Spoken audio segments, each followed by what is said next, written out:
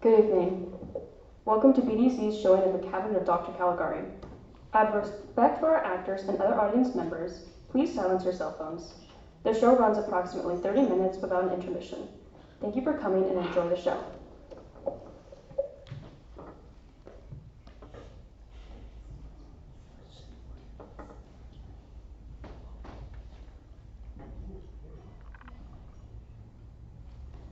The Cabinet of Dr. Caligari!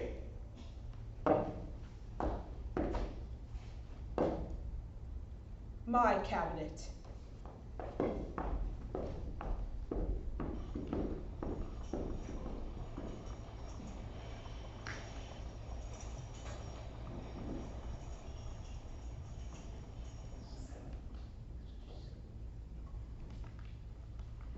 I emerge from a restless slumber, compelled to unveil my tale and illuminate the myriad spirits that haunt my very being.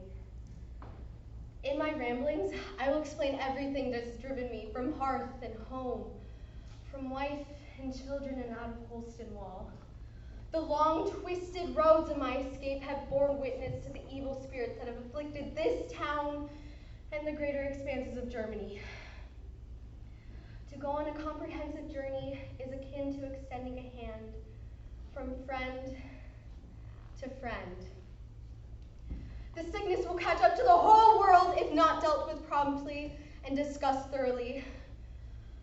But to first explain, I must first tell you that from the beginning there was him! Oh, my friends, it was all him!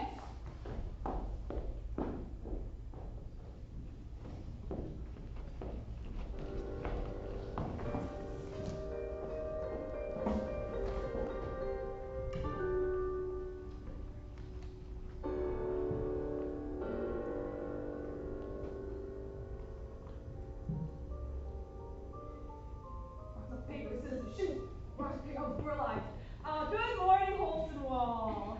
It is a sunny day today, highs of 69 degrees.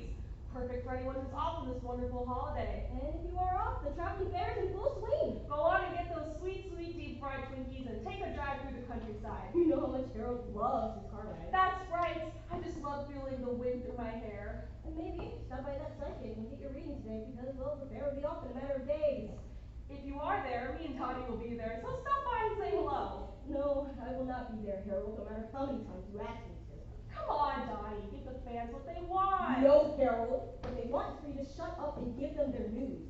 And speaking of news, and breaking news, the psychic will no longer be available at the fair today due to a bad case of indigestion, which has originated from the fried Twinkie smash. Remember, dear viewers, to always, always stay safe.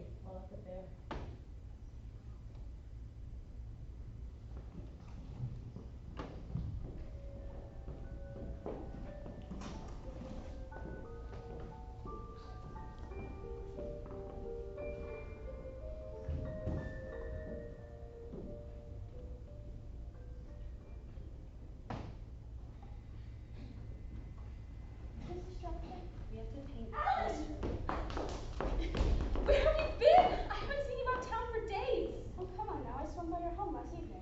That was Wednesday, and you know it. Trouble in paradise? Oh, hush up, Francis. You know it's been an eternity since I've seen you two. Well, do you have any time today or tomorrow? The fair is in town.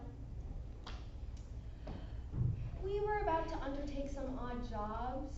Mr. Rainier has tasks suitable only for spry lads like us. How asinine. I much prefer a jaunt to the fair, wouldn't you? I would, but if we were to do that, we would earn nothing, and Mr. Rainier would deem us slackers. Well, Francis, you go on and fulfill your duties. Join us at the fair once you're through. Be a good man to society, Francis, and one day your fairless town will reward you with more worthy responsibilities. If you two get in trouble this time, I am not going to bail you out. Explain to your mother this order, you brood.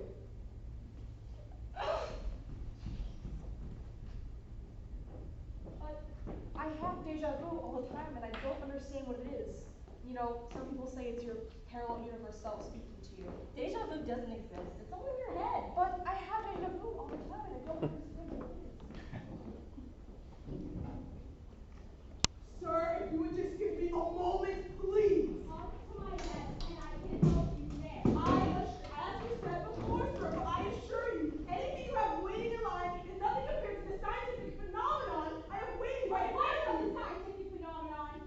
I beg your finest of pardon, sir. Sir, please. I know you said for me to wait, but this As I have iterated and reiterated many times, sir, kindly join the queue. To my dismay, you have failed to accept or be persuaded, and hence I cannot help you in your endeavors, unless you stand in the queue like every other gentleman. I don't have the patience for this type of tomfoolery today. I must conquer colossal mountains of paperwork and amusements, and yet the line of views has shifted in my favor because of your misbehavior.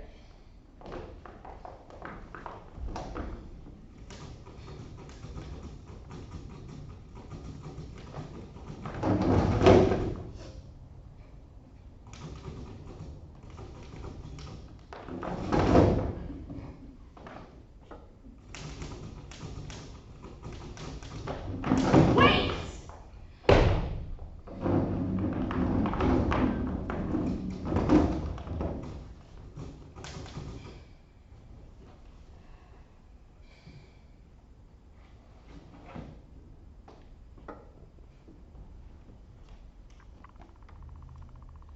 I would like a permit to present my spectacle at the fair.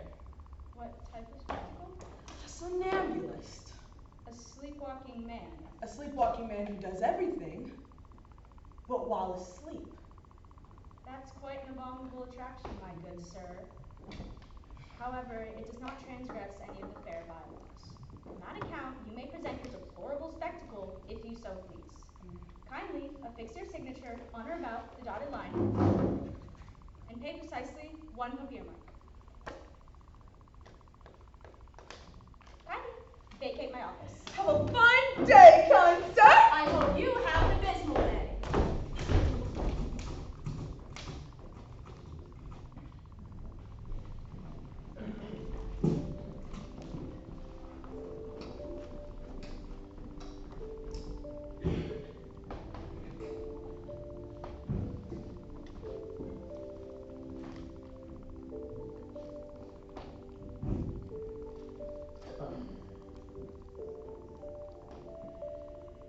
It's all in your head! So is everything! You know, I don't even know what you're talking about half the time. You don't get it. You never get it!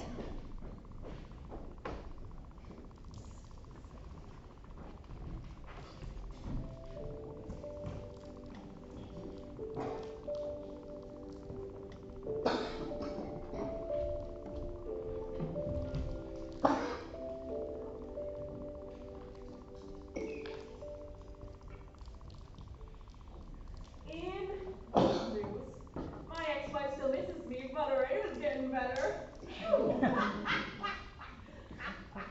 I know you're watching this, Karen. Stop. In other news, a man has been seen breaking into homes and giving people haircuts. He calls himself the Midnight Barber, and police are looking for him. Sure hope he doesn't get to me with my beautiful locks. Well, to conclude this segment, we have the current wrap-up of the events at the fair. I was indeed alone last night. On the docket tonight is John Lennon on the main stage from 7:30 to 9. That should be fun. And if concerts aren't quite your thing, you can go see that psychic who vaguely resembles Harold. enjoy all of these and various other attractions at the fair, but please remember to stay safe and always travel in a group. Last night, the town clerk was fatally injured with a pointed instrument after the fair was over. Police don't know who did it yet. They're still looking for a suspect. Remember to always stay safe at the fair. So tragic, just like the rest of life.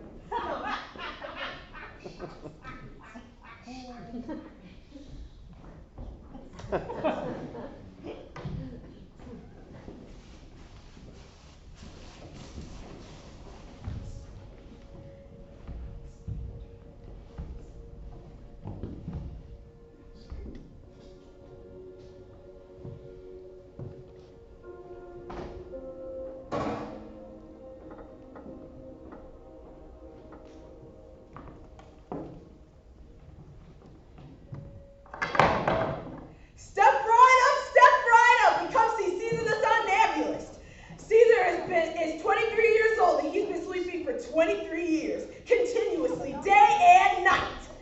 Caesar knows the past, present, and the future, and he can tell you all of your wildest desires.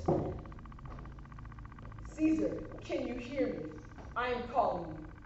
I, Dr. Caligari, your master, awaken for a moment from your dark trance. As I said before, ladies and gentlemen, Caesar knows the past, present, and the future. He can tell you everything you wish to know. Don't hesitate, ask away. How long shall I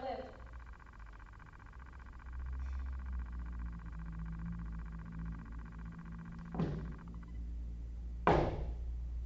Your time is short. You die at the break of dawn.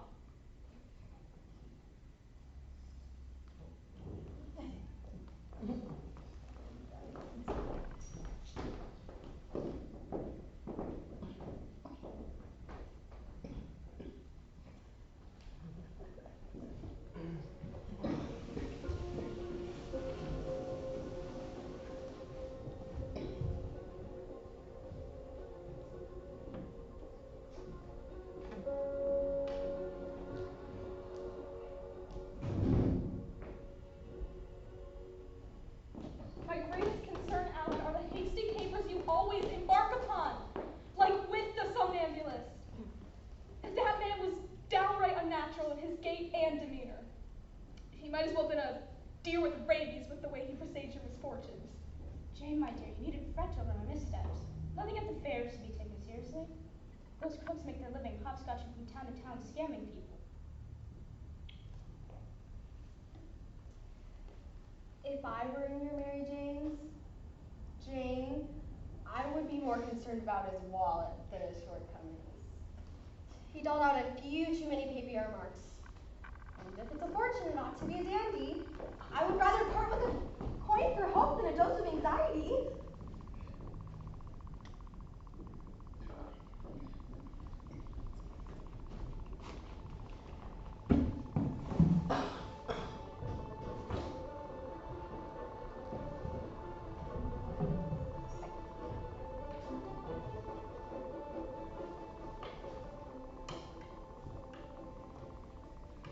The shocking details of a case of cannibalism have come out to light.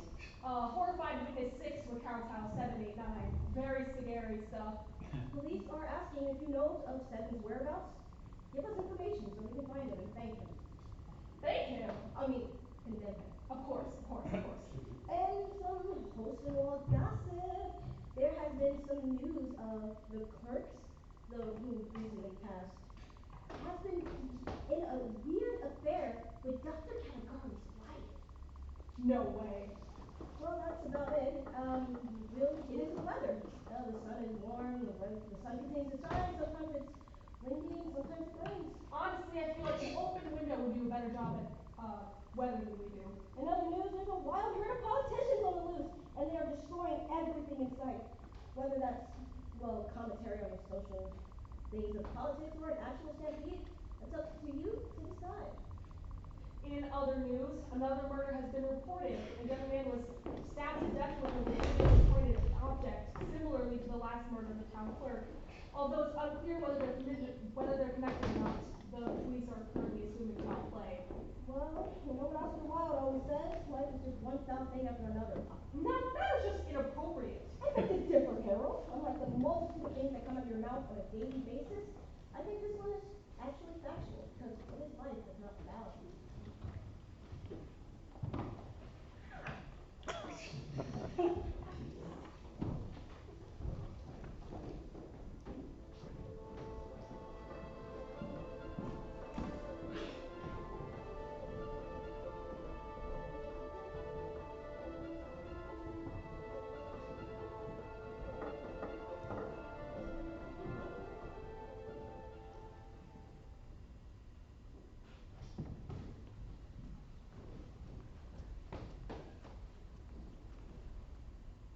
Regretfully, I find myself trapped in a cycle of grief and anger.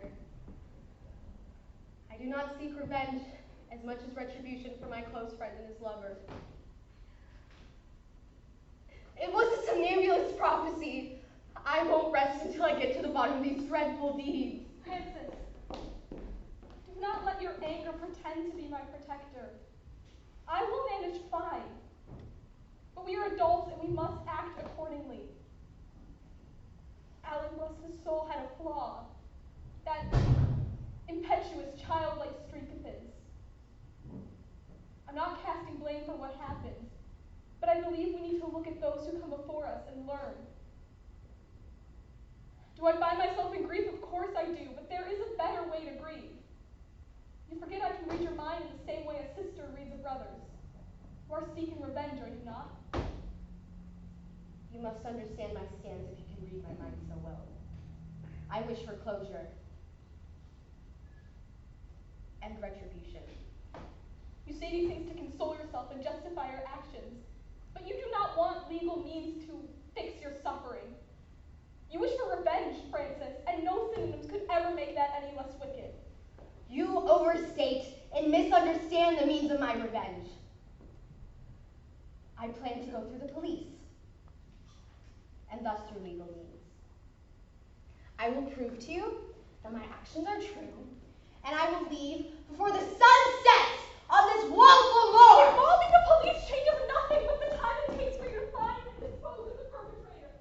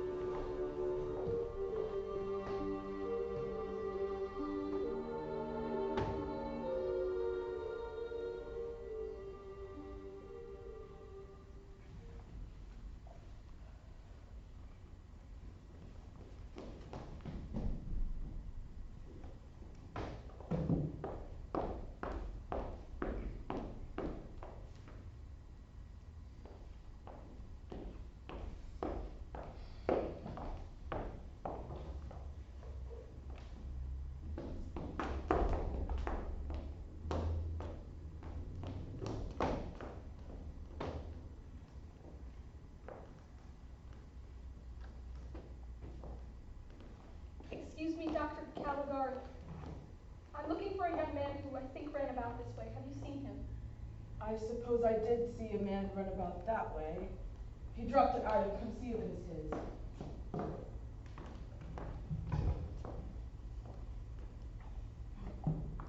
Oh, applesauce, where did I put that article? Anyways, sorry, I'm in a bit of a haste. Does this item resemble that of who you are looking for? Well, I suppose it could assimilate to Francis's wardrobe nicely. Well, I am glad I could be of some sort of service. Sorry, I'm in a bit of a haste. Oh, he can do no harm to you as of now. He is asleep. I thought he was always asleep. Well, I suppose he is asleep more times deeper than others as a somnambulist. When he is talking, I suppose he's only resting his eyes. Now, if you'll excuse me, I am in a bit of a haste. Sorry for the rush. I'm glad I could be of some sort of service. Yes, good night.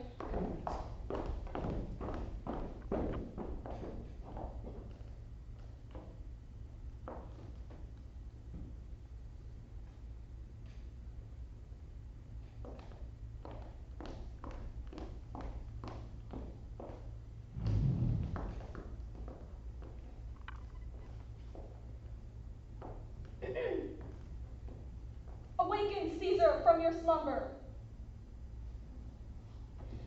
Caesar, awaken! Caesar! Ah!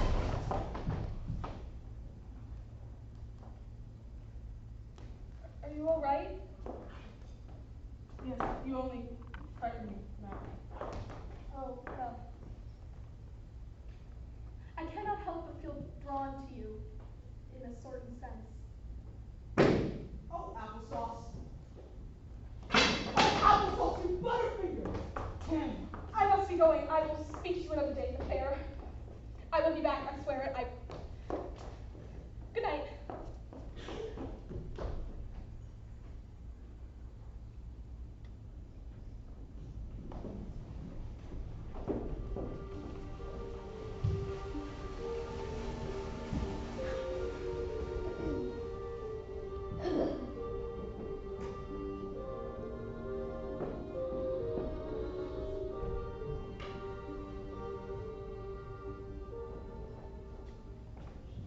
Well, breaking news has been quite slow today.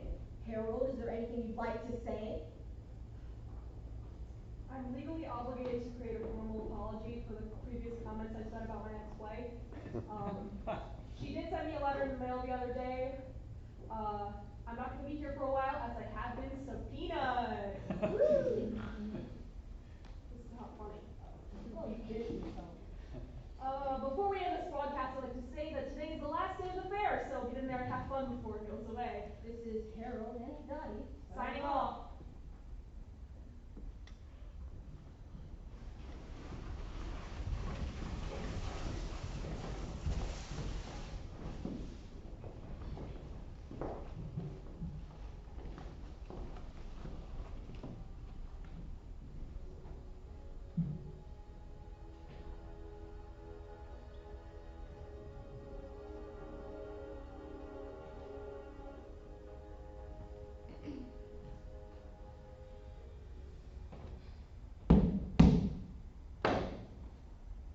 Caesar, it is I, Dr. Caligari, your master. Awaken for a moment from your dark trance.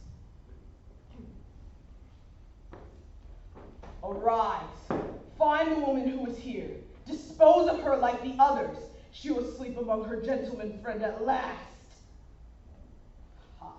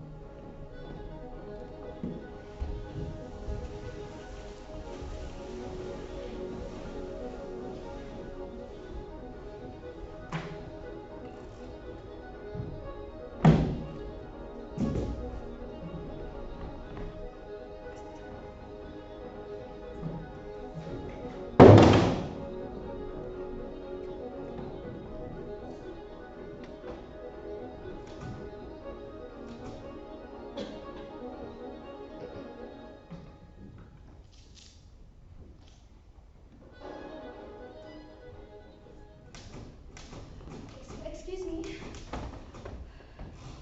you happen to have a patient named Dr. Caligari? I'm not quite sure. The director returned earlier today. Perhaps you could ask him.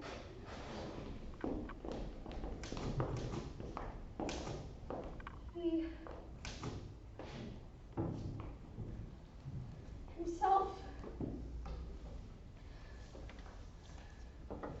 None other. It is Caligari.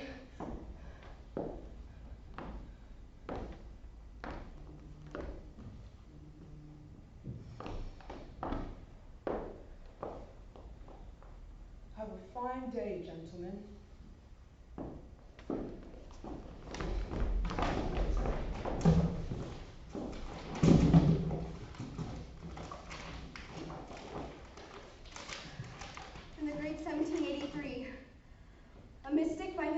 Caligari toured the ferries of numerous villages with a somnambulist named Caesar. For months he sowed panic by committing a series of identical crimes. He subjugated his somnambulist Caesar, who he compelled to commit these nefarious schemes. A puppet, under the exact likeness of Caesar, left in the cabinet allowed him to divert any suspicion that might fall upon the somnambulist.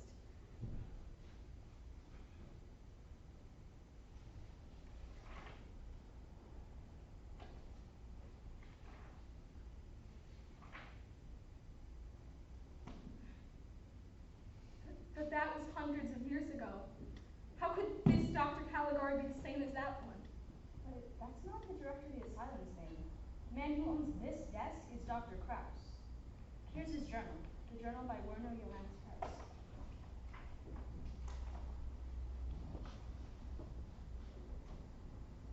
Journal entry January 25th, 1918. Today a somnambulist has been brought to the asylum. His name is Caesar V. Finally, a somnambulist has been brought to the asylum. My colleagues are quite concerned with his condition, but I find him to be even more sane than my other various patients. I've come across this book that puts forth the idea of hypnosis. I've used it with other various patients and to no avail, but recently I've become more successful in my findings.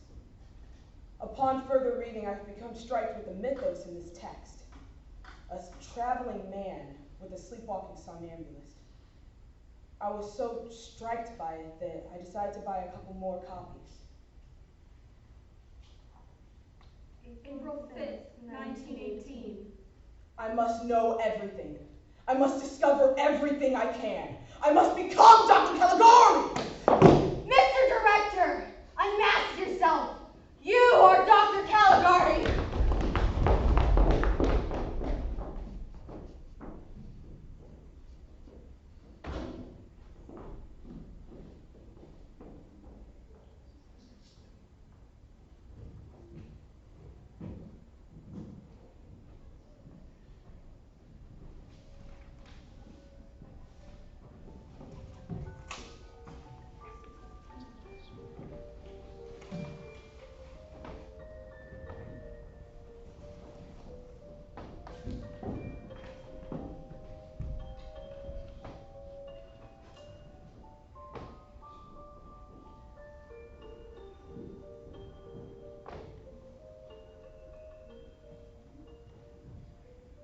In breaking news, the murderer of town clerk and Alan Kwartowski has been arrested and tried. The man, identified as Dr. Kraus, was deemed to be mentally unstable by the courts. He was reported to have used hypnosis on his patients and was deemed to live in the same medical asylum that he worked at. Oh. Embarrassing. Okay, well, in other news, the fair has been cut short by an evening due to a destructive stampede.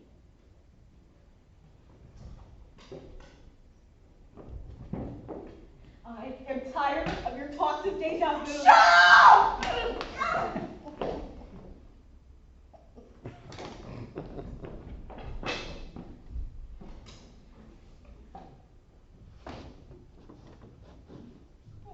Wonder what that was all about. Anyways, it was reported to have started by an angry couple, which incited the crowd, thus destroying the fair. Town officials have stated that this mess is being cleaned efficiently and in time for the annual film festival.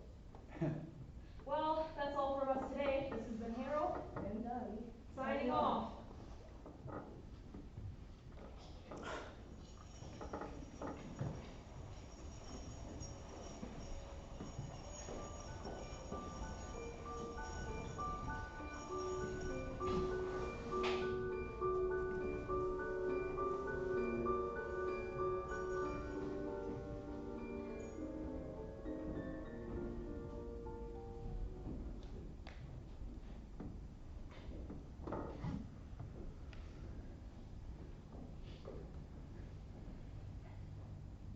Thus, my ramblings conclude as a cautionary warning to all.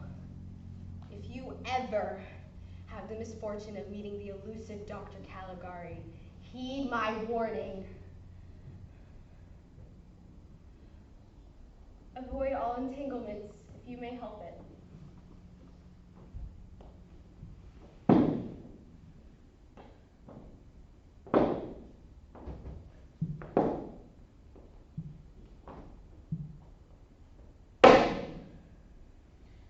Francis, my boy!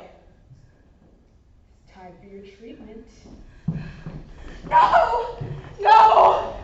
No! Wait!